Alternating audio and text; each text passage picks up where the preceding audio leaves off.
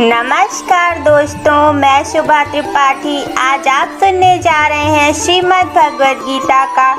5वां अध्याय कर्म संन्यास योग। अर्जुन ने श्री कृष्ण से कहा, आप कर्मों के संन्यास की और फिर निष्काम कर्म योग की प्रशंसा करते हैं, इसलिए इन दोनों में एक जो निश्चय किया हुआ कल्याण कारक होवे उसको मेरे लिए कहिए। इस प्रकार अर्जुन के पूछने पर श्री कृष्ण जी बोले, हे अर्जुन, कर्मों का संन्यास अर्थात मन, इंद्रियों और शरीर द्वारा होने वाले संपूर्ण कर्मों में कर्तापन का त्याग और निष्काम कर्मयोग अर्थात समत्व बुद्धि से भगवदर्थ कर्मों का करना, ये दोनों ही परम कल्याण के करने वाले हैं। परंतु उन दोनों में भी कर्मों के संन्यास से निष्काम कर्मयोग साधन में सुगम होने से श्रेष्ठ है। इसलिए हे अर्जुन, जो पुरुष न किसी से द्वेष करता है और न किसी की आकांक्षा करता है, वह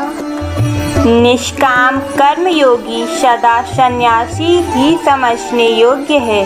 क्योंकि राग द्वेषादि द्वंद्वों से रहित हुआ पुरुष सुखपूर्वक संसार रूप बंधनों से मुक्त हो जाता है। हे अर्जुन, ऊपर कहे हुए संन्यास और निष्काम कर्म योग को मूर्ख लोग अलग अलग फल वाले कहते हैं, ना कि पंडित जन, क्योंकि दोनों में से एक में भी अच्छी प्रकार स्थित हुआ पुरुष दोनों के फल रूप परमात्मा को प्राप्त होता है। ज्ञान योगियों द्वारा जो परम धाम प्राप्त किया जाता है, निष्काम कर्म योगियों द्वारा भी वही प्राप्त किया जाता है। इसलिए जो पुरुष ज्ञान योग और निष्काम कर्म योग को फल रूप से एक देखता है, वह ही यथार्थ देखता है। परंतु हे अर्जुन, निष्काम कर्म योग के बिना संन्यास अर्थात मन, इंद्रियों और शरीर द्वारा होने वाले संपूर्ण कर्मों में कर्तापन का त्याग प्राप्त होना कठिन है और भगवत स्वरूप को मनन करने वाला निष्काम कर्मयोगी पर ब्रह्म परमात्मा को शीघ्र ही प्राप्त हो जाता है। वश में किया हुआ है शरीर जिसके द्वारा ऐसा जितेंद्रिय और विशुद्ध अंतःकरण वाला एवं संपूर्ण प्राणियों के आत्मरूप परमात्मा में एक ही भाव हुआ निष्काम कर्मयोगी कर्म करता हुआ भी लिपायमान नहीं होता। हे अर्जुन, तत्व को जानने वाला सांख्य योगी तो देखता हुआ, सुनता हुआ, स्पर्श करता हुआ, सूंघता हुआ, भोजन करता हुआ, गमन करता हुआ, सोता हुआ, श्वास लेता हुआ, बोलता हुआ, त्यागता हुआ, ग्रहण करता हुआ तथा आँखों को खोलता और मिचता हुआ भी सब इंद्रियां अपने अपने अर्थों में वर्त रही हैं। इस प्रकार समझता हुआ निसंदेह ऐसे माने कि मैं कुछ भी नहीं करता हूँ। परंतु हे अर्जुन, देहाभिमानियों द्वारा यह साधन होना कठिन है और निष्काम कर्म योग सुगम है, क्योंकि जो पुरुष सब कर्मों को परमात्मा में अर्पण करके और आसक्ति को त्याग कर कर्म करता है, वह पुरुष जल से कमल के पत्ते के समान पाप से लिपायमान नहीं होता। इसलिए निष्काम कर्म योगी ममत्व बुद्धि रहित केवल इंद्रिय, मन, बुद्धि और शरीर द्वारा भी आसक्ति को त्याग कर अंतःकरण की शुद्धि के लिए कर्म करते हैं। इसी से निष्काम कर्मयोगी कर्मों के फल को परमेश्वर के अर्पण करके भगवत प्राप्ति रूप शांति को प्राप्त होता है और सकामी पुरुष फल में आसक्त हुआ कामना के द्वारा बंधता है। इसलिए निष्काम कर्मयोग उत्तम है। हे अर्जुन, वश में है अंतःकरण जिसके ऐसा सांख्य योग का आचरण करने वाला पुरुष तो निसंदेह न करता हुआ और न करवाता हुआ 9 द्वारों वाले शरीर रूप घर में सब कर्मों को मन से त्याग कर अर्थात इंद्रियों के अर्थों में बरतती हैं, ऐसे मानता हुआ आनंद पूर्वक सच्चिदानंद घन परमात्मा के स्वरूप में स्थित रहता है।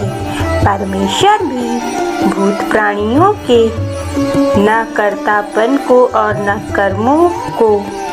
तथा न कर्मों के फल के संयोग को वास्तव में रचता है, किंतु परमात्मा के सकाश से प्रकृति ही बरतती है, अर्थात गुण ही गुणों में बरत रहे हैं। सर्वव्यापी परमात्मा न किसी के पाप कर्म को और न किसी के शुभ कर्म को भी ग्रहण करता है, किंतु माया के द्वारा ज्ञान ढका हुआ है। इससे सब जीव मोहित हो रहे हैं, परंतु जिसका वह अंतःकरण का अज्ञान आत्मज्ञान द्वारा नाश हो गया है, उनका वह ज्ञान सूर्य के समान उस सच्चिदानंद घन परमात्मा को प्रकाशता है, अर्थात परमात्मा के रूप को साक्षात कराता है। हे अर्जुन, तद्रूप है बुद्धि जिनकी तथा तद्रूप है मन जिनका, और उस सच्चिदानंद घन परमात्मा में ही है निरंतर एक ही भाव से स्थित, जिसकी ऐसे तत्परायण पुरुष ज्ञान के द्वारा पाप रहित हुए अपुनरावृत्तियों को अर्थात परम गति को प्राप्त होते हैं। ऐसे वे ज्ञानी जन विद्या और विनय युक्त ब्राह्मण में तथा गौ, हाथी, कुत्ते और चांडाल में भी समभाव से देखने वाले ही होते हैं। इसलिए जिनका मन समत्व भाव में स्थित है, उसके द्वारा इस जीवित अवस्था में ही संपूर्ण संसार जीत लिया गया है, अर्थात वे जीते हुए ही संसार से मुक्त हैं, क्योंकि सच्चिदानंद घन परमात्मा निर्दोष और सम है। इससे वे सच्चिदानंद घन परमात्मा में ही स्थित हैं। जो पुरुष प्रिय को अर्थात जिसको लोग प्रिय समझते हैं, उसको प्राप्त होकर हर्षित नहीं हो, और अप्रिय को अर्थात जिसको लोग अप्रिय समझते हैं, उसको प्राप्त होकर उद्वेगवान न हो, ऐसा स्थिर बुद्धि संशय रहित ब्रह्मवेत्ता पुरुष सच्चिदानंद घन परब्रह्म परमात्मा में एक ही भाव से नित्य स्थित है।